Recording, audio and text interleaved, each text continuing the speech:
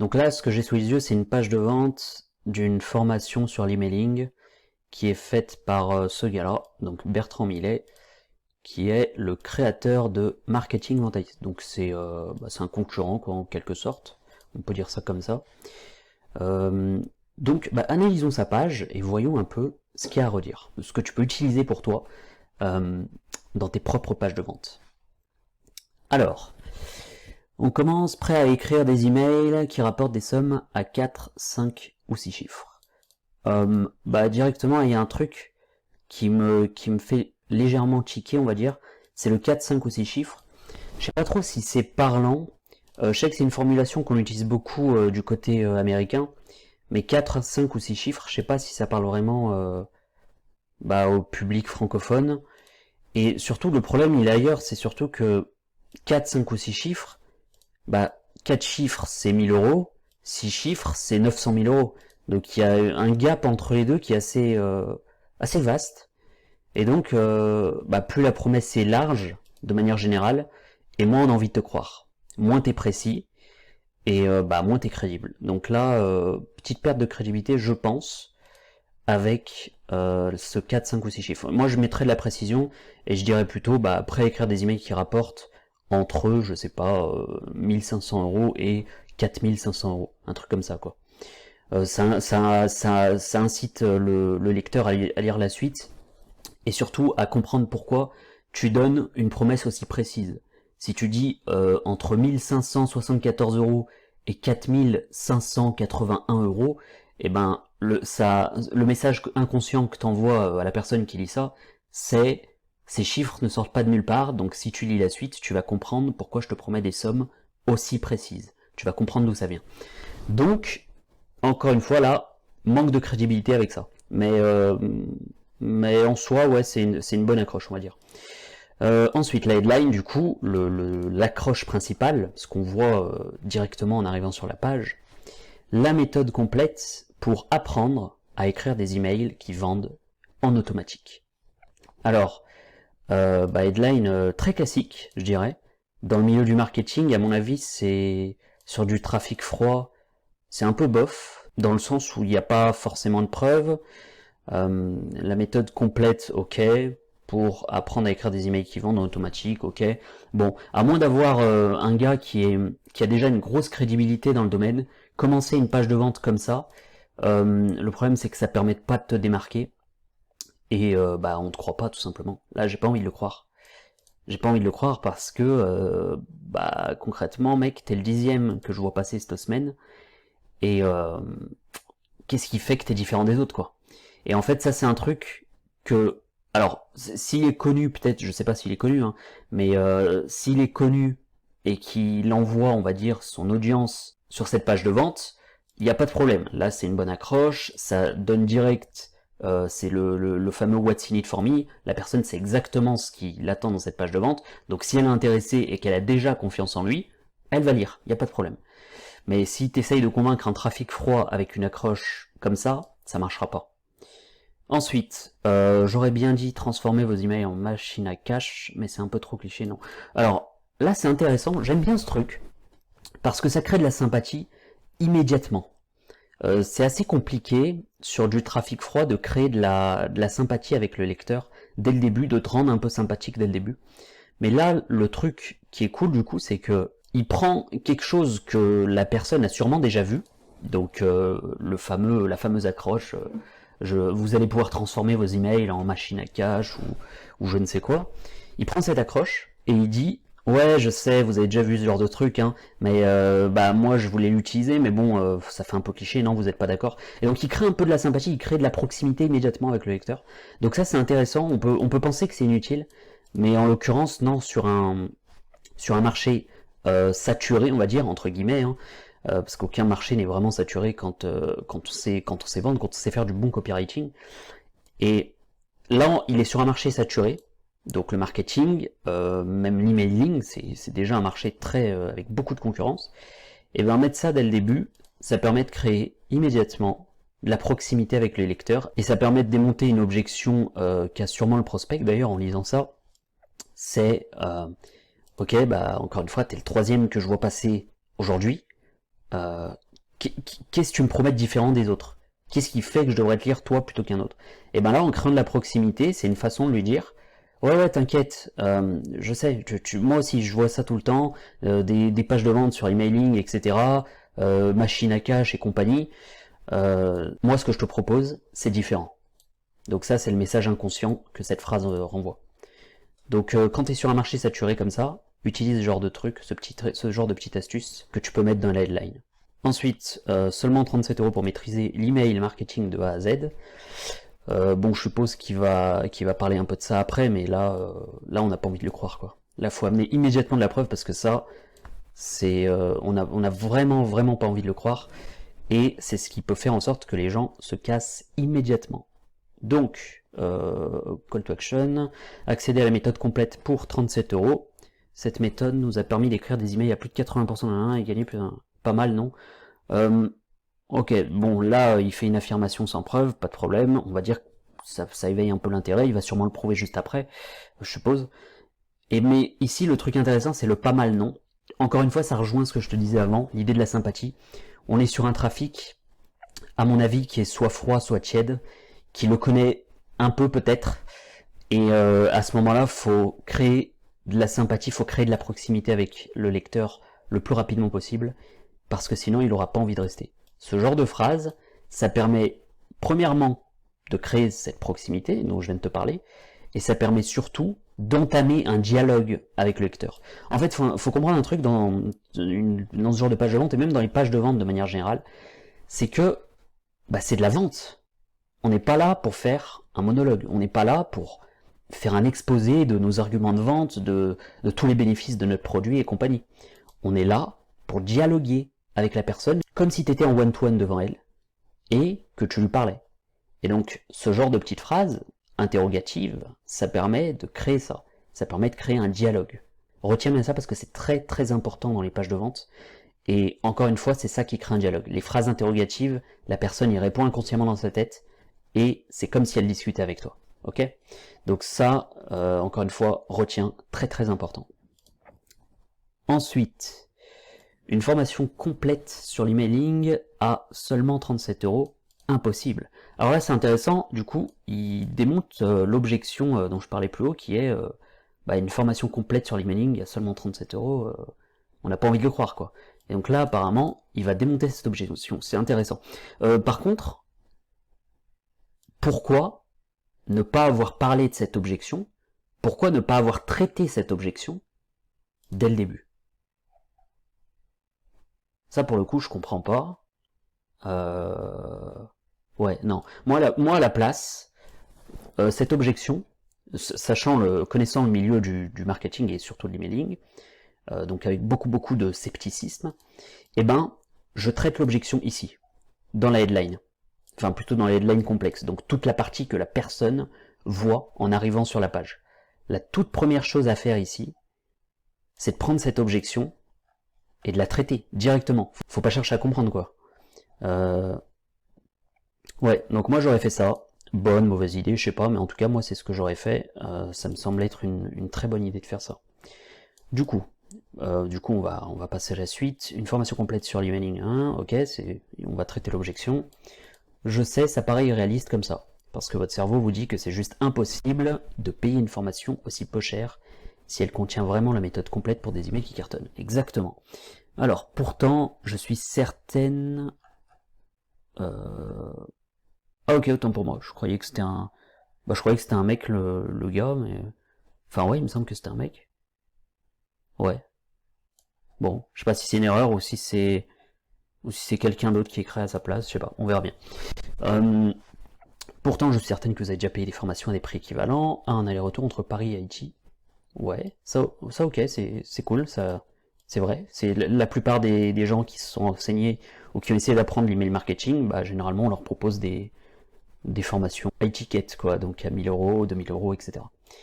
Mais que votre satisfaction vis-à-vis de ces formations, hein, ok, bien loin de tout ce que vous avez, oui, c'est vrai, alors je ne vais pas faire les choses comme ça. Je vais vous donner toutes les raisons pour lesquelles, du coup, petite erreur, vous ne devriez pas acheter cette formation. Au moins, je ne vous aurais pas vendu de rêve. Là, il y a un problème. bah, l'objection elle est pas démontée quoi. Attendez, à moins que ce soit moi qui ai mal lu, mais... Une formation complète sur l'emailing à seulement 37 €. Impossible. Bah, l'objection n'est pas démontée en fait. Ça c'est dangereux parce que si le prospect s'en rend compte, il se casse direct. Parce qu'il sent le baratin. Même si c'est peut-être pas du baratin, mais du coup il sent le baratin, il va se dire on essaie de m'embobiner, tu vois. Et le truc c'est que le prospect, le lecteur, est dépendant de son cerveau, de la façon dont son cerveau va traiter l'information.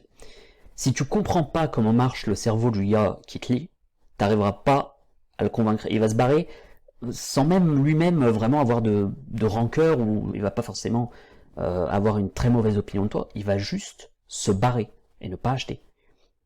Donc concrètement, ça a un impact assez négatif sur tes résultats. Et là, quand on émet en tout cas, quand on fait supposer au cerveau du gars qu'on va répondre à cette objection, donc pourquoi ta formation est à 37 € alors que c'est censé être une formation complète et de grande qualité, et ben si tu réponds pas juste après, bah le mec se casse quoi. Le mec te croit pas, le mec a pas envie de te lire, et c'est très très dangereux de faire ça sur une page de vente, à mon avis. Bref, donc en gros, par contre il y a un truc qui est bien, c'est que du coup, il va traiter la page de vente d'une façon assez différente de la concurrence, et ça c'est très important, c'est que le discours va être fondamentalement le même. J'ai pas lu encore toute la page de vente, enfin je l'ai survolé avant de lancer la vidéo, mais un truc fondamental à comprendre, c'est que tu vas parler des mêmes choses, tu vas contrer les mêmes arguments que tous tes concurrents, donc fondamentalement tu vas répondre aux mêmes questions, mais il faut que la forme soit différente pour te distinguer. Et donc là, la forme, elle est différente parce que au lieu de te dire voilà ma formation, elle est super, voilà les bénéfices, tu vas pouvoir rédiger des emails qui vont te rapporter un max de thunes, voici pourquoi, etc., etc. Et ben là, il prend le contre-pied de tout ça et il dit, du coup, je vais te donner en fait toutes les raisons qui font que tu vas pas acheter cette formation. Et le message inconscient que ça transmet au prospect, encore une fois, c'est toujours le message inconscient qui compte, c'est tu vas avoir toutes les raisons de ne pas acheter, donc si tu ne t'identifies pas dans ces raisons, c'est que c'est pour toi, c'est que tu peux acheter, et c'est que tu as toutes les raisons d'acheter. Parce que là, je vais te donner les raisons qui font que tu ne dois pas acheter ce produit. Donc si tu ne te reconnais pas là-dedans, bah c'est pour toi, et achète mon produit. Donc c'est intéressant de faire ça, et c'est intéressant de prendre cette idée principale, parce qu'il y a plusieurs façons de créer des pages de vente, mais dans un marché sceptique, c'est intéressant de mettre en avant dès les premières lignes, donc dès l'intro, pourquoi ton produit est différent des autres. Donc en gros, de contrer immédiatement les objections du prospect, parce que le marché est très sceptique, donc les objections, il en a beaucoup. Donc c'est un bon point, dans le sens où c'est une bonne idée dans ce milieu, dans le milieu du marketing en l'occurrence, de faire ça. Alors, première raison, vous pouvez apprendre à écrire des emails par vous-même. Il vous suffit de passer 4 jours sur YouTube, à regarder des vidéos qui se contredisent toutes, et à faire le tri entre les mains. Ah tiens, vous pouvez tester par vous-même ce que vous avez appris, et faire pas mal comme idée pour perdre un temps précieux. Alors là, c'est du coup classique, quand tu fais ça, quand tu donnes à ton prospect les raisons de ne pas acheter, l'idée c'est pas de démonter ton produit et de vraiment lui dire mon produit c'est de la merde, l'achète surtout pas, etc., etc. Parce que on reste dans le domaine de la vente, donc on vend du rêve. On est là pour faire rêver la personne, pour lui donner envie d'acheter. C'est le boulot d'une page de vente. Une page de vente, ça sert uniquement à ça. Et donc là, même quand tu prends cette idée, ce concept, de parler en gros d'un point de vue négatif de ton produit, de ton offre, eh ben, il faut quand même que tu dises à la personne que les raisons de ne pas acheter sont de fausses raisons. En fait, tu vas utiliser ça pour la convaincre que ces raisons, au fond, c'est pas vraiment ce qu'elle pense. Et donc là, c'est ce qu'il fait, il convainc à l'envers. Donc il dit, si vous voulez, vous pouvez faire ça, vous pouvez tout simplement aller sur YouTube, regarder des vidéos, oui, vous pouvez apprendre l'emailing comme ça. Mais si on y réfléchit bien 2 secondes, va falloir faire du tri. Bonjour le temps que vous allez utiliser là-dessus, vous allez y passer des journées entières. Ensuite, vous allez devoir tester par vous-même ce que vous avez appris, va falloir voir les résultats, faire des comparatifs, etc. Vous allez perdre encore plus de temps. Donc là, en gros, bah, il dit tout simplement que le gars va perdre beaucoup de temps, et c'est un très bon argument, hein, ça se vaut. Même si, en l'occurrence, c'est un argument qui se vaut à peu près pour tout, parce que ce soit dans le milieu des régimes, le milieu du coaching sportif, musculation, finance, trading, ou je ne sais quoi, peu importe le milieu, on peut toujours utiliser cet argument du temps. On peut toujours dire au gars, bah, pourquoi acheter ma formation? Bah, vous allez économiser du temps. Voilà. Au lieu d'aller chercher à droite à gauche pendant des heures, des jours, des mois de recherche, et ben, voilà, vous allez avoir toute l'information compilée, avec des exemples concrets, etc. Donc vous allez économiser un temps faramineux. Et c'est un très bon argument, sauf que il est trop général, il faut être un peu plus précis. Et je suppose, de toute façon, que c'est ce qu'il va faire ensuite. Alors, vous pouvez aussi lire des livres sur le copywriting, télécharger des lignes magnétiques qui vous promettent de vous apprendre la technique. Ça, c'est un petit truc assez cool aussi. C'est parle des trucs qu'a déjà fait ton prospect. Quand je parle des fausses solutions qu'a essayé ton prospect, donc là, c'est lire des livres sur le copywriting, classique. La première chose qu'on fait quand on veut apprendre du copywriting, bon bah c'est de lire des livres, voilà, genre on conseille généralement des trucs comme Breakthrough Advertising ou Influence et Manipulation, tous les classiques. Et le prospect qui arrive sur cette page, bah il a cette objection en tête, il est en mode ok c'est cool, mais bon, j'ai déjà lu quand même pas mal de livres, je m'y connais pas mal, qu'est-ce que tu peux m'apprendre de plus? Et donc là, il y répond. Il y répond en lui disant oui, vous avez déjà fait ça. Donc là, tu prends les fausses solutions qu'a déjà essayé ton prospect, et tu lui dis, oui, je sais déjà, vous avez déjà essayé de faire ci, vous avez déjà essayé de faire ça, mais au final, voilà ce que ça vous a apporté. Et là, tu donnes quelque chose de négatif. Ou alors tu dis, mais au final, tout ce que ça peut vous apporter, c'est ça. Il y a un plafond de verre, il y a une limite à ce que ces fausses solutions peuvent vous apporter. Vous avez l'impression d'être limité. Et la plupart du temps, c'est vrai, parce que si c'était pas vrai, le mec prendrait pas le temps de lire ta page. Si le mec avait tout appris du copywriting et que ça lui avait apporté des résultats démentiels, bah il prendrait pas le temps de lire ta page et il prendrait pas le temps de chercher des formations qui vont lui apprendre plus de choses sur le copywriting. Donc, tu vois, on ment jamais, hein, on utilise vraiment que ce que la personne a déjà fait et on lui dit si c'est bien, si c'est pas bien, etc. Donc là, c'est ce qu'il fait, blabla, vous finirez par être déçu parce que vous lirez encore et encore les mêmes infos qui se contredisent. Ok, ça c'est cool, il fait appel au vécu du prospect. Lire des articles sur Google, tomber encore sur des gens qui se contredisent, blablabla, bon, il se répète un peu. Ouais, après tout, vous pouvez apprendre par vous-même. Donc là, ok, ça c'est malin, il fait la conclusion à la place du prospect. Ouais, vous pouvez faire ci, vous pouvez... Et à la fin, il conclut en me disant, bon, bah, effectivement, comme on vient de le voir, vous pouvez apprendre par vous-même. Et c'est un peu malin dans le sens où bah, le prospect, il sait bien que tout ce qu'il vient de lui dire, c'est négatif. Donc, il veut plus apprendre par lui-même, le prospect. Là, il se dit, en lisant ça, il se dit, ouais, non, c'est pas la solution. Donc, c'est cool. Sinon, vous pouvez faire confiance à des gens dont c'est le métier d'envoyer des emails, voilà, donc argument d'autorité, qui ont déjà bossé avec des milliers de clients, preuves sociales, et qui ont des preuves de ce qu'ils racontent. Bon, les preuves, je suppose qu'il va les poster juste après. Comme une séquence d'accueil qui a généré plus de 150 000 euros, ok, ou une séquence de vente qui a généré en 4 jours, ok. C'est cool. Donc là, il parle de preuves, donc on a envie d'en savoir plus. Après, vous faites ce que vous voulez, hein. Donc là, tu te dis, ouais, pourquoi il a mis cette phrase, enfin, elle sert à rien concrètement. Le truc, c'est que il faut rappeler à ton prospect régulièrement qu'il est libre, qu'il a son propre libre arbitre. Il n'est pas obligé de lire la page, il n'est pas obligé d'acheter ton produit, il n'est pas obligé de faire ci, de faire ça. Faut que tu lui rappelles constamment, au sein de ta page de vente, qu'il est libre. Parce que, en fait, en rappelant au cerveau du lecteur qu'il a le choix, eh ben, ça lui laisse toujours une porte de sortie. Ça, c'est un peu comme disait, je crois que c'était une leçon de militaire de Sun Tzu, dans l'art de la guerre, c'est, si vous voulez maximiser vos chances de gagner une bataille lors d'un siège, eh ben, laissez toujours une porte de sortie aux gens que vous attaquez, parce que sinon ils vont être désespérés, et ils vont tout faire pour renverser la situation, ils vont se battre jusqu'à leur mort. Et si vous leur laissez une porte de sortie, ils peuvent s'échapper, et du coup vous arrivez à assiéger la ville. Et donc là c'est un peu le même délire, c'est qu'il faut toujours dire à la personne, en fait t'as le choix.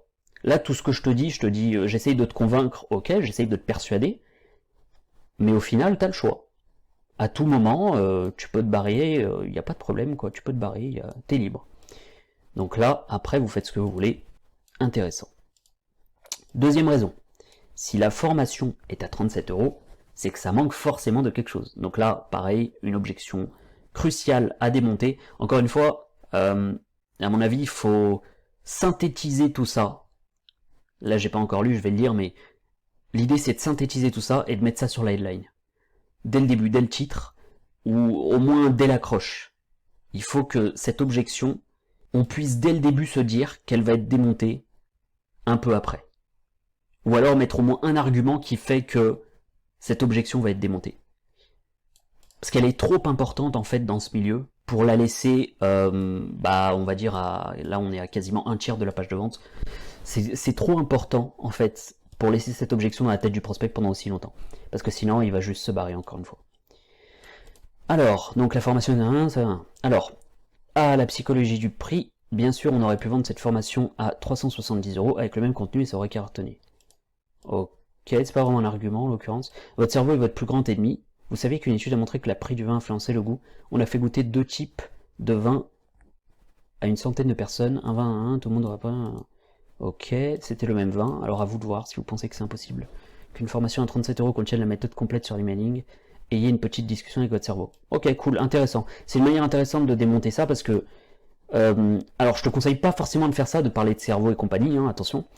Parce que là en fait, le gars qui lit ça, c'est un gars qui s'est déjà intéressé au copywriting, donc à la persuasion, à l'influence, à la manipulation, etc.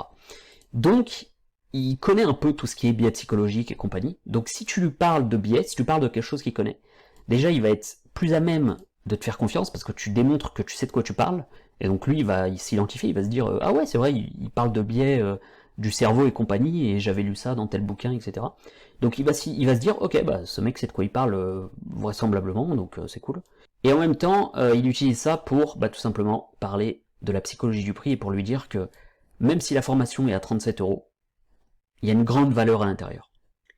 Et normalement, le mec qui est dans le marketing, il sait très bien ça. Il sait qu'on peut retrouver des lead magnets qui ont 1000 fois plus de valeur que des formations à 200, 300 €. Ça, c'est une vérité, et je pense que toi aussi tu dois connaître ça, moi aussi. On sait tous que le prix, malheureusement, dans notre cerveau, c'est ce qui est le plus important, et que c'est ce qui, on va dire, nous fait penser qu'il y a de la valeur dans tel ou tel contenu, alors qu'il n'y en a pas forcément tant que ça. Donc là, il utilise cet argument, et encore une fois, au vu du persona, c'est intéressant. Ensuite, et dites-lui que si nous vendons ça à 1, c'est parce qu'on en a marre de ces formations qui sont vendues à prix 1. Ok. Donc là, nous on fait ça parce qu'on en a marre, en fait. On va contre les autres, on est contre ce marché d'escrocs, entre grosses guillemets, mais sans le dire directement. Donc c'est une manière de dire à la personne, nous on est honnête, donc tu peux nous faire confiance. Ça aussi, intéressant. Comme tu le vois, à chaque... Là, c'est, je lâche un peu des critiques négatives un peu à droite à gauche, parce que c'est le but, hein, faut que je parle surtout des aspects négatifs. Mais là, en l'occurrence, moi j'aime bien. Et moi j'aime beaucoup ce genre de phrases, ça montre que la personne a fait attention aux détails. Et c'est ça qui est le plus important. Le détail, la précision, c'est ça qui fera la différence entre une page de vente classique, qui fera pas mal de ventes, et une page de vente à succès qui fera 3 à 4 fois plus de ventes. Et je suis gentil. 37 €, c'est le prix parfait pour vendre une méthode complète, claire et concise pour vous aider à écrire des emails qui vous rapportent 100 fois plus que le prix de cette formation. Ok, pas de problème, mais ça manque de preuves en fait. Là, ça manque de justification. Le prix parfait pour vendre la méthode complète, claire et concise, voilà, pour vous écrire des emails qui vous rapportent 100 fois plus que le prix de cette formation. Tu peux pas dire ça et ne pas amener de preuves juste après. La preuve, c'est pas forcément genre un chiffre ou un truc très concret, hein. Ça peut être une citation de quelqu'un qui a dit, de quelqu'un d'ultra connu, qui a dit que l'email marketing lui avait rapporté, avait fait x10 sur ses résultats pendant une année ou un truc comme ça, tu vois. En fait, la preuve, c'est quelque chose qui vient appuyer ton affirmation. Ton affirmation, quelle qu'elle soit, peu importe l'argument que tu mets en avant, il faut toujours qu'il y ait une stat, un chiffre, une citation, une étude de cas, une conclusion logique, quelque chose qui vient appuyer ton information. Tu peux pas te contenter de balancer des promesses en disant vous allez faire x100 sur le prix de cette formation. Il faut que tu amènes autre chose, il faut que tu amènes de la preuve. Bon, je vais pas non plus t'expliquer en large et en travers comment créer de la preuve, parce que il y a mille et une façons de le faire, et en l'occurrence, dans certaines de mes formations, j'en parle. Et l'idée, c'est pas de te dire d'aller acheter ces formations, évidemment que non, mais c'est surtout de te dire que ça prendrait facile 3-4 heures pour t'expliquer toutes les façons de créer de la preuve dans une page de vente. Donc je vais pas faire ça ici, l'idée c'est de te donner une vue globale de comment améliorer ta page de vente, donc on va pas s'attarder sur les détails. Alors, conclusion numéro 1, votre cerveau vous manipule. Conclusion numéro 2, il y en a marre de ces vendeurs de rêve qui vendent de la merde. Et on est là pour vendre une formation à un prix juste. Ok, là en gros il répète ce qu'il a dit juste avant, mais le truc intéressant c'est que il force la personne à faire les conclusions qu'il désire. Il y a un truc intéressant en psychologie qu'il faut comprendre, c'est que les gens attendent que tu formules les conclusions à leur place. Ils attendent que tu leur dises quoi penser. Bon, ça fait un peu manipulation et compagnie, un peu théorie du complot ou je ne sais quoi, mais en fait, c'est vraiment comme ça qu'on fonctionne tous. Moi comme toi, d'une façon ou d'une autre, quand on n'est pas sûr d'un sujet, quand je sais pas, moi tu me parles, je regarde une vidéo, en ce moment je regarde des vidéos sur d'astrophysiciens, ouais je sais, j'ai des délires un peu chelous, me juge pas. Donc je regarde des vidéos sur des astrophysiciens qui font des conférences et compagnie, et je leur fais confiance quoi. Quand ils expliquent un truc et qu'ils donnent une conclusion ensuite, bah je leur fais confiance. Je me dis ok bon bah ce que je dois penser de ce qu'il vient de dire, c'est la conclusion qu'il m'a donnée. Ok, bah je le crois. Point. Je lui fais confiance. Si tu démontres en fait que tu es suffisamment expert dans ce que tu dis, donc comme on l'a vu, il le démontre avec plein de petits trucs au cours de sa page de vente, avec la sympathie, là quand il parle de psychologie du prix, ça montre qu'il s'y connaît en copywriting, etc. Tu vois, donc tout ça, ça permet de travailler ton autorité, ta crédibilité, ça permet de faire en sorte que la personne te croit. Et bien une fois que tu as fait ça, quand tu donnes tes conclusions, quand tu lui dis voici ce qu'il faut penser de ce que je viens de te dire, et ben le lecteur il te croit. Il finit par te croire. Parce qu'il s'y connaît moins que toi, vraisemblablement, vu que tu lui as démontré que tu t'y connaissais. Et donc, bah, il te croit. Tout simplement. Donc là, c'est intéressant quand tu viens de faire un petit exposé un peu compliqué, ou alors quand tu viens de dire un truc à ton prospect, et que tu sens que la conclusion est pas forcément claire, et ben, donne-la concrètement. Dis exactement ce que doit penser la personne. T'es pas obligé de faire comme lui en mode conclusion numéro 1, numéro 2, numéro 3, mais juste tu dis, tu fais une petite phrase à la fin de tout ton truc en disant un truc du genre ce qu'il faut en conclure, c'est que blablabla. Tu vois, tout simplement. Tu peux rajouter ce genre de truc après que tu aies fait un exposé d'arguments ou que tu aies fait une démonstration de quelque chose. Donc comme il le fait là, tu amènes ta conclusion, la personne te croit, et ça renforce encore plus ta crédibilité. Et pour finir, la troisième raison, vous pouvez faire beaucoup de choses avec 37 €. Manger un bon resto, s'acheter des vêtements, craquer sur un gaufrier, préparer le carnaval en achetant un costume de sumo gonflable. Donc là, ce qu'il fait tout simplement, c'est qu'il fait relativiser le prix en disant à la personne, 37 € au fond, c'est le prix d'un resto. Le resto, c'est quoi? C'est de la nourriture que tu consommes une fois, c'est un petit moment de plaisir certes, mais ça te demande pas un grand sacrifice quoi en gros de ces 37 €. Ou alors tu peux t'acheter quelques vêtements, bon bah voilà, quelques trucs rapides. Ou alors tu peux t'acheter un gaufrier si tu veux. Ou même complètement ridicule, tu peux t'acheter un costume de sumo pour le carnaval. Donc là, il fait relativiser le prix. En copywriting, c'est important de faire ça quand tu parles du prix de ta formation. Et même si elle est pas chère. Parce que la principale objection du prix, c'est pas c'est trop cher. La principale objection du prix, c'est trop cher pour ce que c'est. C'est ce qui va tourner en boucle dans le cerveau de ton prospect quand tu vas lui parler de ton produit. Il va se dire, ton truc a l'air intéressant, Mais putain, c'est cher pour ce que c'est, quoi. 37 €. Putain, je sais pas si je suis prêt à dépenser 37 € pour quelques vidéos. En plus, je sais même pas si ça va vraiment m'apprendre des choses, etc.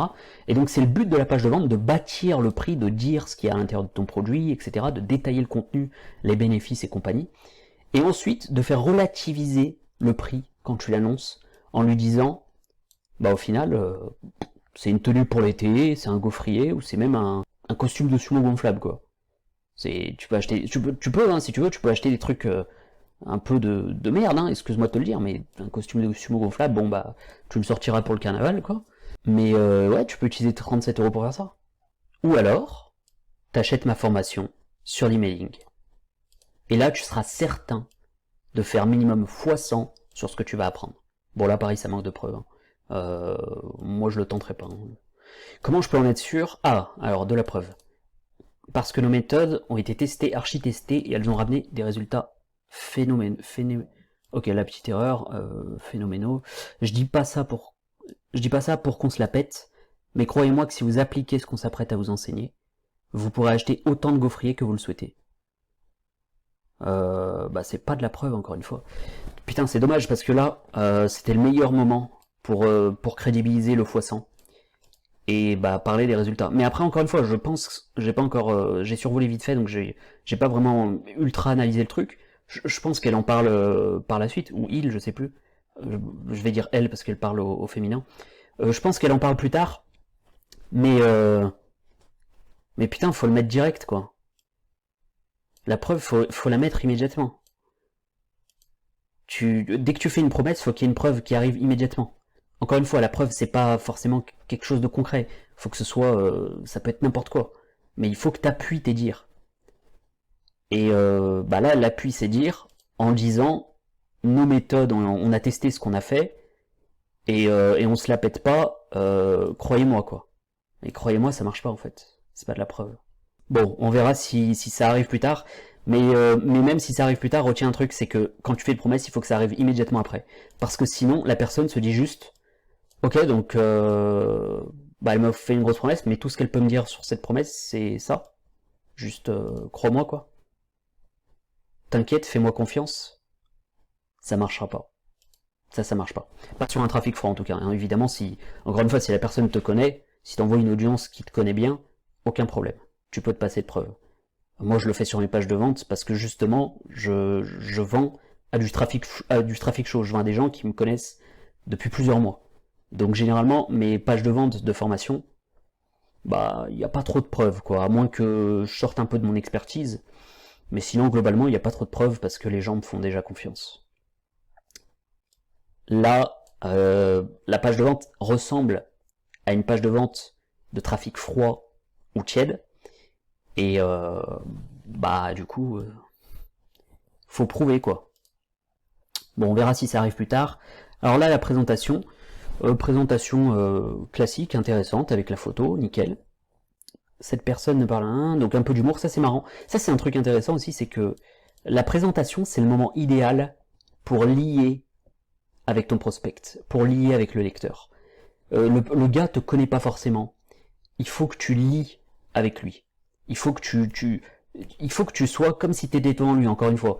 Donc, ajoute de l'humour, ajoute des trucs qui font que la personne va te trouver sympathique. Et évidemment, la partie présentation, la partie qui suis-je, c'est aussi le meilleur moyen, le meilleur moment, pardon, d'amener ta crédibilité, d'amener tes chiffres, d'amener ce que tu as fait, si tu as travaillé pour des clients, tu as amené des résultats pour des clients, etc.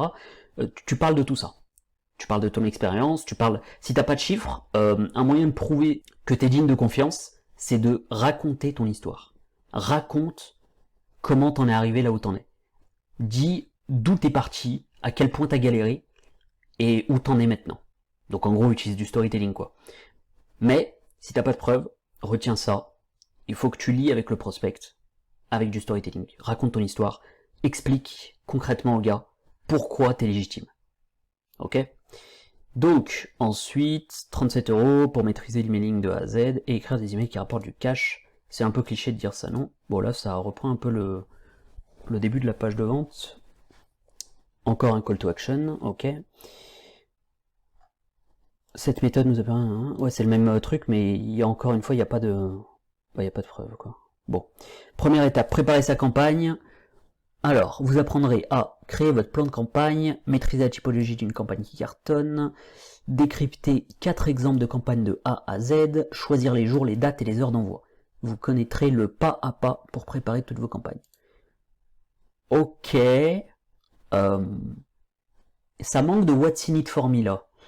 Là, on manque quand même pas mal de... Bah, il y a quoi pour moi à l'intérieur, quoi?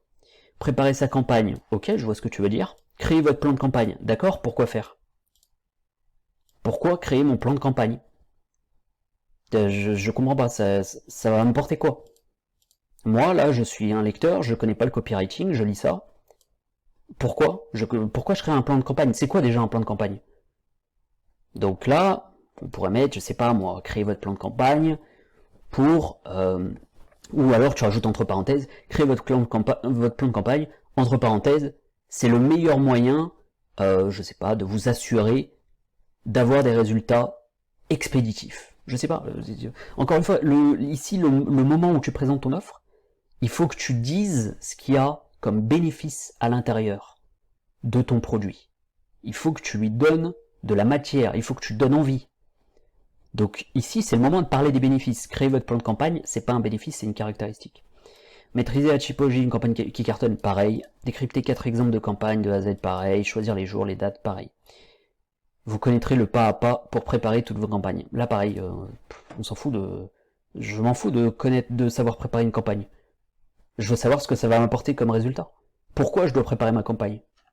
Donc là, voilà, c'est pour les bullet points, le moment où tu présentes ton produit, faut vraiment maximiser le désir. Je le répéterai jamais assez.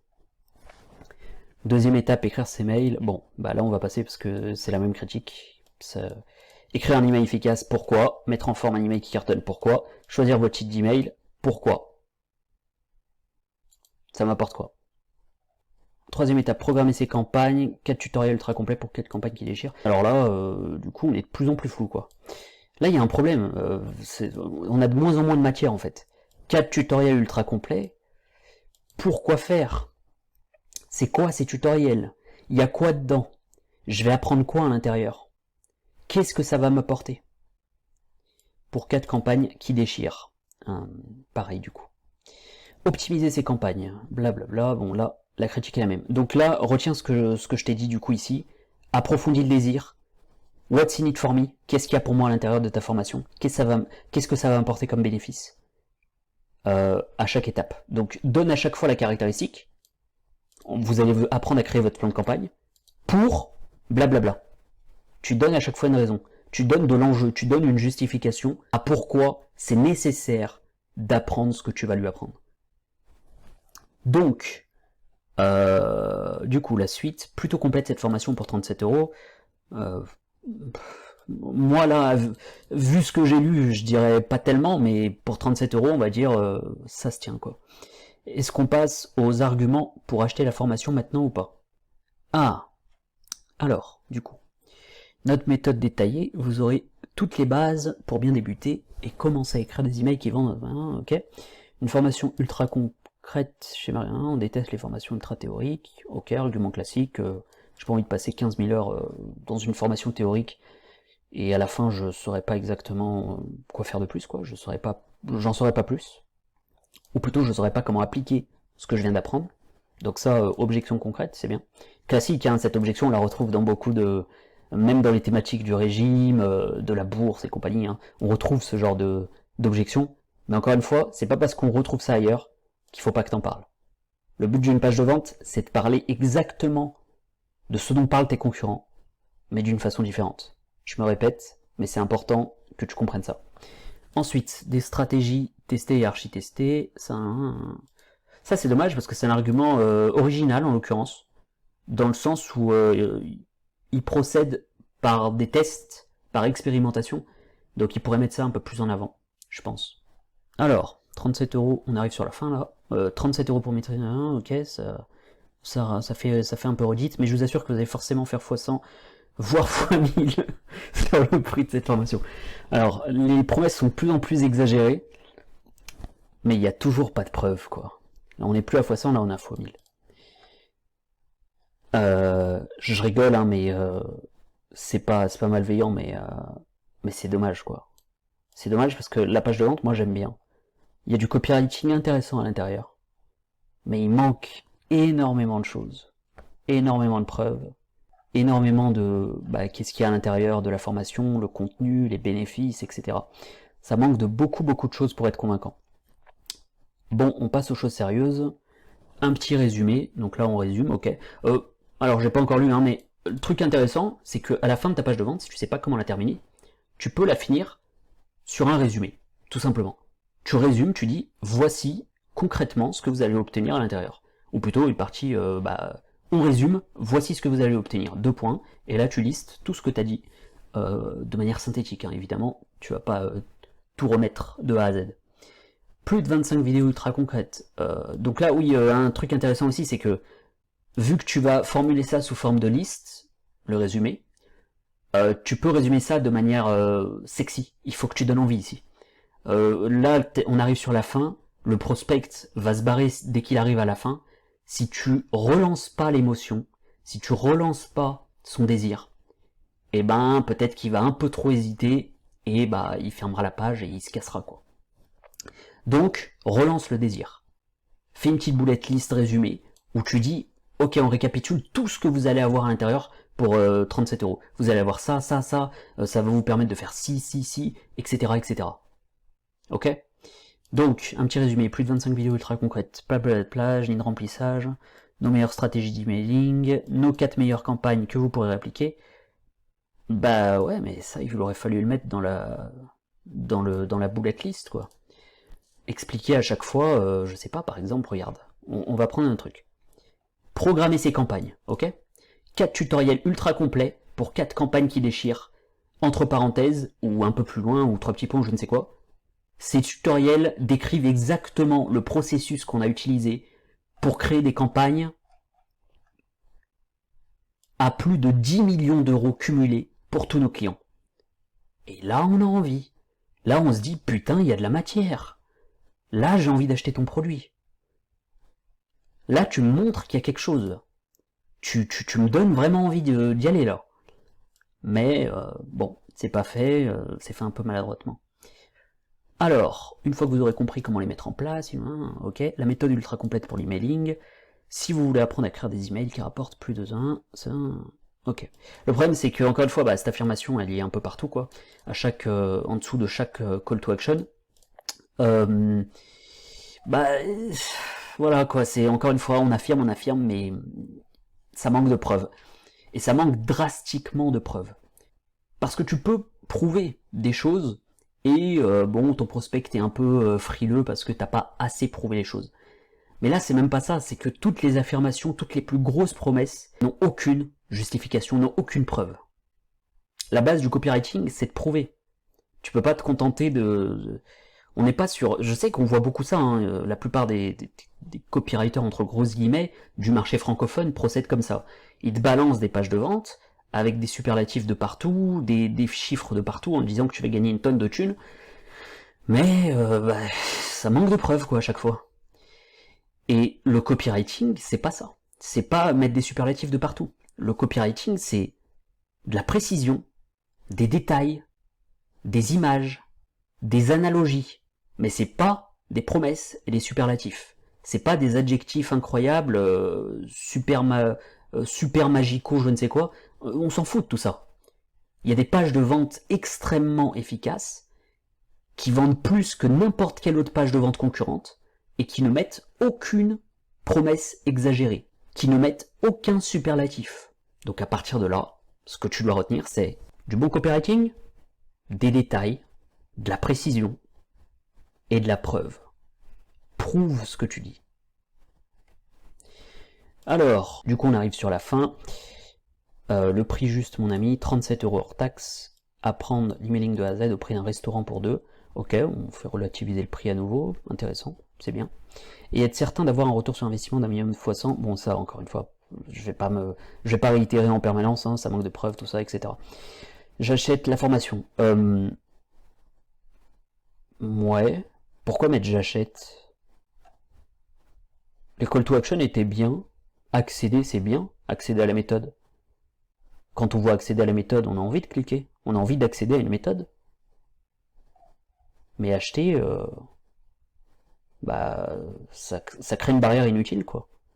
Donc on aurait pu rester sur j'accède à la formation, je pense. Ça aurait été bien. Enfin, le mot acheter de manière générale sur les... À moins que tu aies une boutique e-commerce, parce qu'il faut que ce soit clair du coup, mais à moins que tu aies une boutique e-commerce, acheter c'est à bannir. Donc là j'achète la formation, ouais. Moi j'aurais mis j'accède, hein. On a mis j'accède à chaque fois tout le long de la page de vente. J'accède, c'était très bien.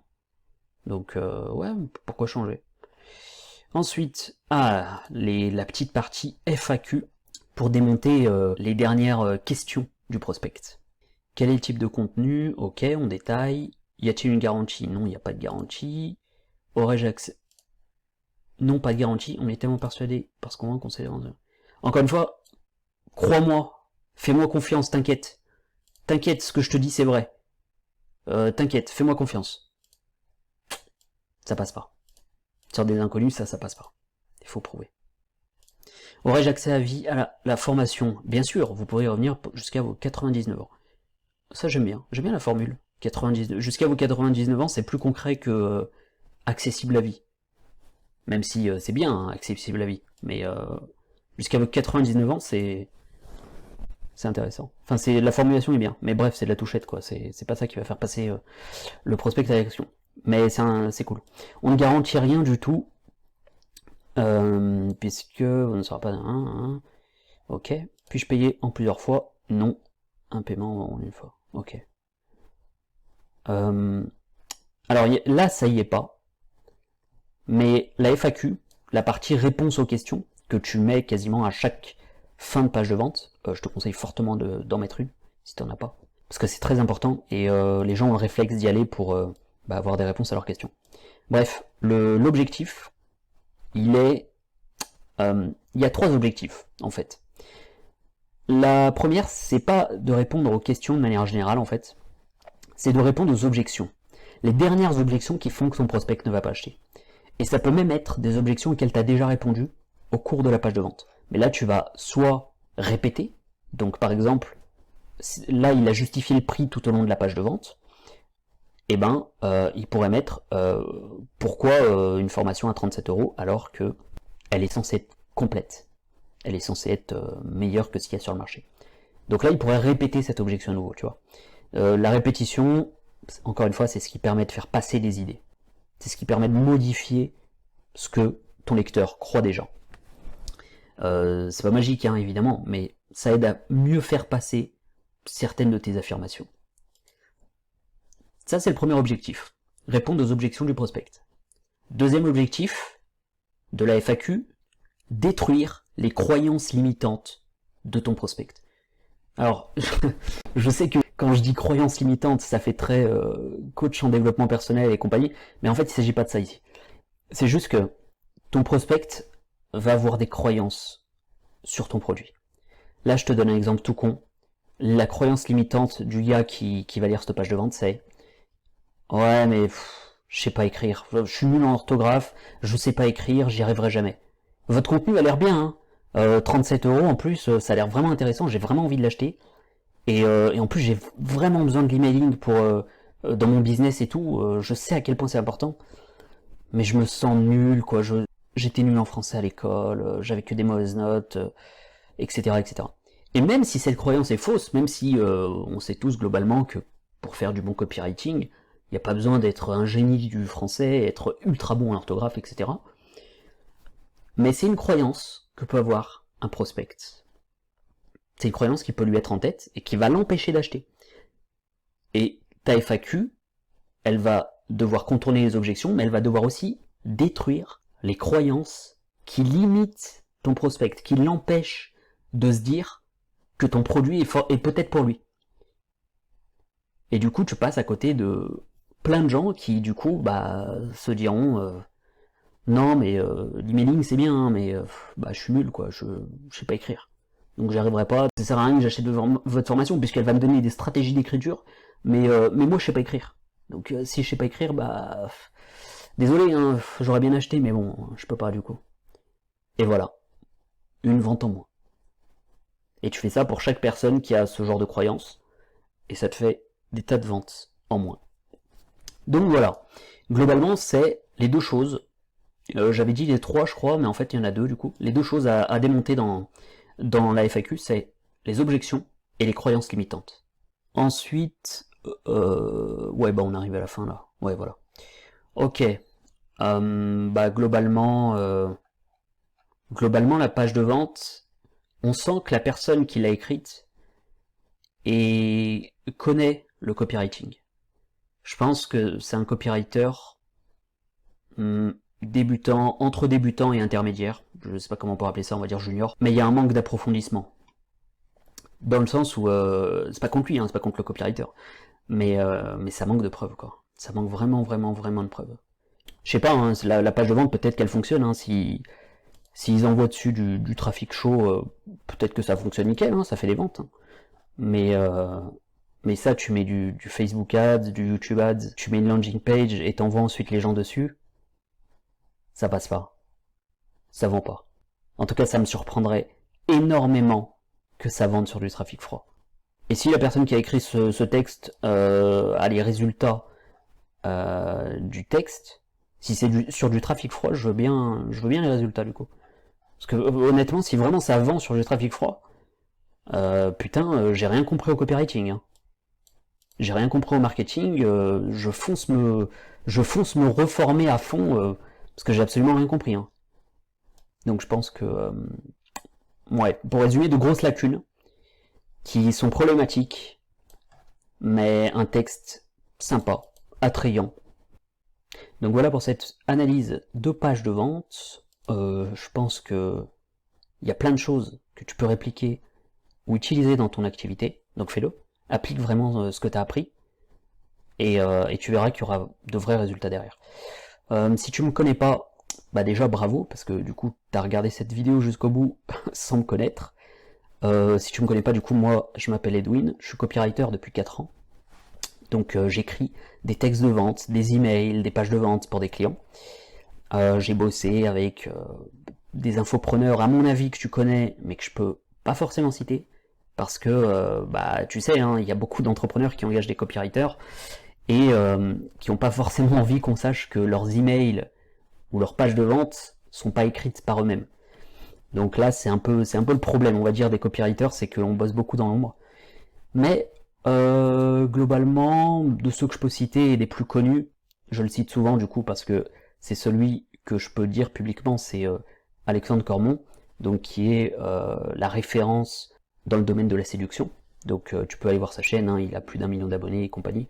Je m'occupe des pages de vente de personnes comme ça, qui vendent pour la plupart des formations, mais pas que, j'ai vendu pas mal de choses aussi qui ont rien à voir. J'ai aussi rédigé des trucs dans l'e-commerce, une bijouterie de luxe, il y a quoi, il y a une boutique de CBD, donc c'est une sorte de cannabis, mais légalisé, hein, t'inquiète, je bosse pas dans la drogue ou je ne sais quoi. Mais ouais, globalement, on va dire que j'ai pas mal d'expérience, donc si ça t'intéresse d'apprendre du copywriting, d'apprendre de quelqu'un qui est passé par plein de thématiques différentes, qui a écrit dans plein de sujets différents, eh ben, faut que tu saches que j'ai une liste email où on est un peu plus de 600 aujourd'hui, à l'heure où je fais cette vidéo, et où je donne des conseils tous les matins, je manque parfois des jours, hein, mais on va dire tous les matins, sur le copywriting, sur la vente, sur le marketing, et où parfois bah, je te partage mes expériences, je parle de moi, il m'arrive de raconter ma vie de temps en temps, etc. Donc si ça t'intéresse de me suivre par mail, et d'apprendre surtout du copywriting, de la vente, etc., d'apprendre des techniques, des méthodes que j'ai apprises et que j'enseigne aujourd'hui, alors tu peux t'inscrire en cliquant sur le lien juste en dessous de cette vidéo, donc dans la description, le premier lien. Tu cliques, tu rentres ton email, et tu es inscrit à ma liste privée, et tu reçois au départ 3 petits emails de bienvenue pour te mettre dans le bain, pour que tu comprennes un peu qui je suis et comment je procède, et ensuite bah, tu reçois mes emails tous les jours, comme les 600 autres personnes. Évidemment, à tout moment tu peux te désinscrire, blablabla, etc. Tu connais la rengaine. Bref, je te laisse, à plus. N'hésite pas à t'abonner, mettre des j'aime et compagnie, tous les trucs dont j'ai pas l'habitude. Et Je te dis à très vite. Ciao.